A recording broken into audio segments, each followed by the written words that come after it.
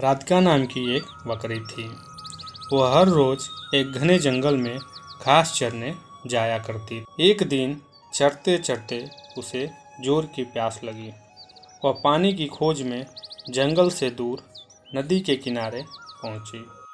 नदी के किनारे पहुंचने के बाद जैसे ही वह नदी में पानी पी रही थी, तभी वहां एक शेर आ पहुंचा।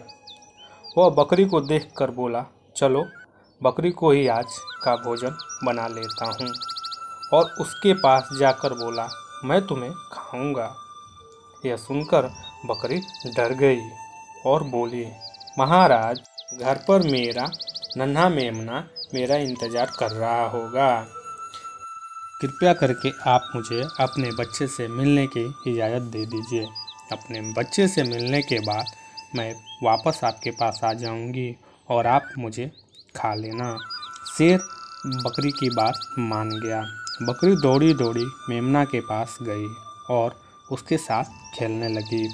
कुछ देर बाद वह अपने सहेली के पास जाकर शेर वाली सारी बात अपने सहेली को बताई और बोली कि वह उसके जाने के बाद उसके बच्चे का ख्याल रखे।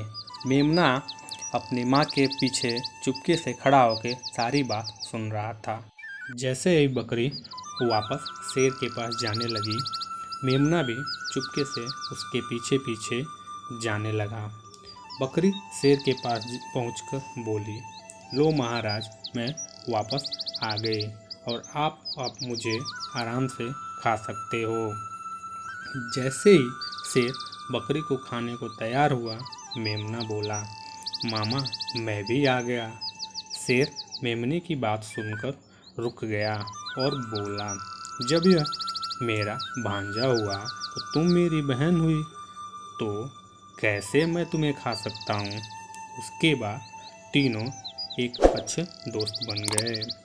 इसीलिए इस कहानी से हमें यह शिक्षा मिलती है कि अगर हम कोई काम समझदारी से करें तो अपनी जान बचा सकते हैं।